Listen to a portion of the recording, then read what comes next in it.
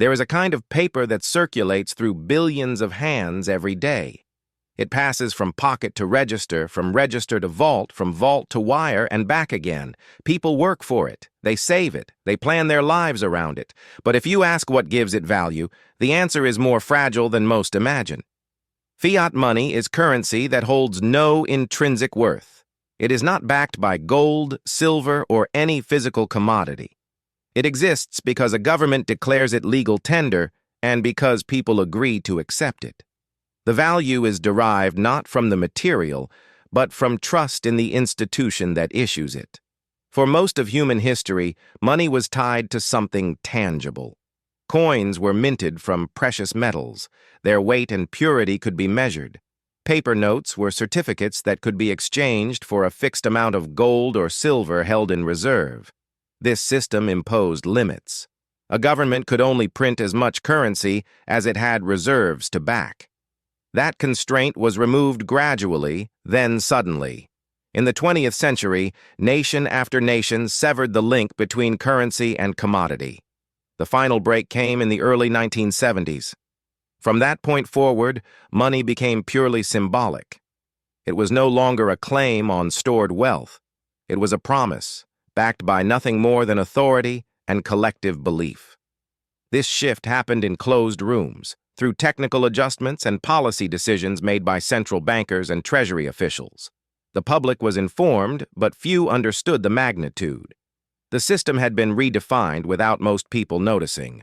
Under a fiat system, currency is created by central banks. These institutions operate independently from elected government, with mandates to control inflation and stabilize the economy.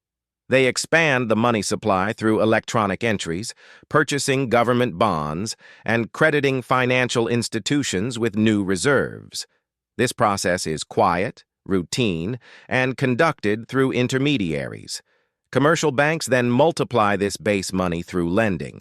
When a bank issues a loan, it creates new money by recording entries on its balance sheet. The borrower receives funds that did not exist moments before. This is fractional reserve banking. Banks hold only a fraction of deposits as reserves and create the rest through lending.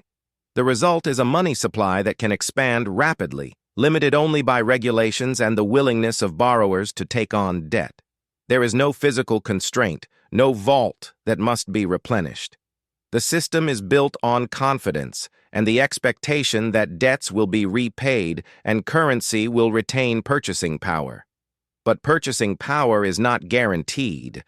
When the money supply grows faster than productive capacity, prices rise. Each unit of currency buys less. Savings lose value. Wages lag behind costs. The effect is invisible day to day, but compounding over decades. A lifetime of earnings can be diminished by policy decisions made in boardrooms far from public view. Central banks justify this expansion as necessary for growth. They argue that a slowly inflating currency encourages spending and investment. Debt becomes easier to service when repaid in currency worth less than when borrowed. This benefits debtors, including governments carrying large deficits. It disadvantages savers. The incentives are misaligned. Governments can spend beyond their means, deferring costs to future generations. Central banks can monetize that spending, creating money to purchase government debt. The discipline imposed by a commodity-backed system is absent. There is no natural limit. History offers warnings. Fiat currencies have collapsed before. In each case, governments printed money to finance spending they could not fund through taxation. Inflation accelerated. Trust evaporated. The currency became worthless. These are extreme cases, but they illustrate the vulnerability inherent in a system based solely on confidence.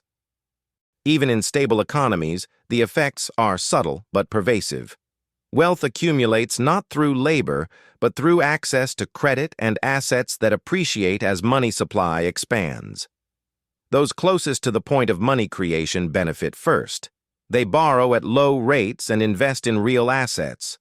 Those furthest from the source see costs rise before incomes adjust.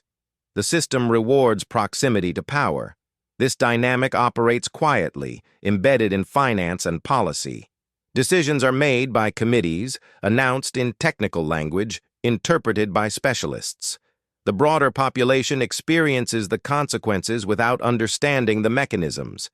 Prices increase, debt grows, wealth concentrates.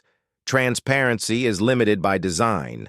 Central banks release reports and hold press conferences, but the reasoning behind decisions remains opaque. Even trained economists disagree on fundamental questions. How much money is too much? What level of inflation is acceptable? The answers are uncertain and the margin for error is vast. Responsibility is diffused. Central bankers operate with independence, shielded from political pressure. When outcomes are poor, blame is shared and accountability unclear. The long-term consequences accumulate in silence. Government debt rises year after year, financed by money creation rather than revenue. Future obligations grow unsustainable. The burden is passed to those not yet voting. The immediate benefits are visible. The costs are distant.